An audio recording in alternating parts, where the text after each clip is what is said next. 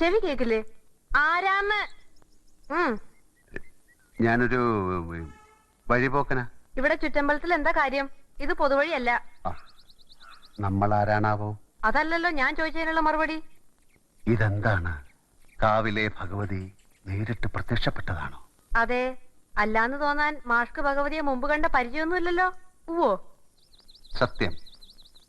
ആ ശ്രീത്വം വിളങ്ങുന്ന മുഖം, അഴിഞ്ഞു വീണ കേശഭാരം, വാക്കിലും നടപ്പിലും അനുഭവപ്പെടുന്ന ദൈവീക ഭാവം എന്നൊക്കെ പറയണെങ്കിലേ കണ്ണുപൊട്ടനായിരിക്കണം കാണുന്നവൻ.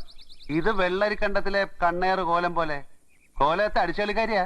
ദേ, ഈ ചുറ്റമ്പലത്തിന്റെ ഉള്ളിലേതുകൊണ്ടേ അതിനുള്ള മറുപടി ഉണ്ണിമായ പറയണില്ല. അടിച്ചുകളിക്കാരി. കോലത്തെ തമ്പുരാട്ടിയാടോ മാഷേ? അതേതാ ടീച്ചറെ? ഞാൻ അറിയാത്തൊരു തമ്പുരാട്ടി കോലത്ത്. ഈ ഞാൻ ആരാണാവോ? തമ്പുരാൻ, കണിമംഗലം കോവിലകത്തെ ജഗന്നാഥൻ തമ്പുരാൻ. കണ്ടാലും പറയും ഒരു തമ്പുരാൻ. കോലം വാങ്ങിച്ച ആളുടെ ബാല്യക്കാരനാ ആയിരിക്കും. മൂർത്തിയെക്കാളും വലിയ ശാന്തിയുള്ള കാല. മുന്നിന്ന് മാറുക തമ്പുരാൻ.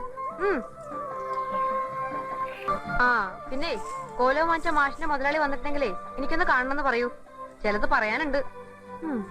അഹങ്കാരത്തിന് കയ്യും കാലും വെക്കുക, എന്നിട്ട് പെണ്ണെന്ന് പേരും. നിനക്ക് ഞാൻ വെച്ചിട്ടുണ്ടോ കുറുമ്പത്തി? എന്താ?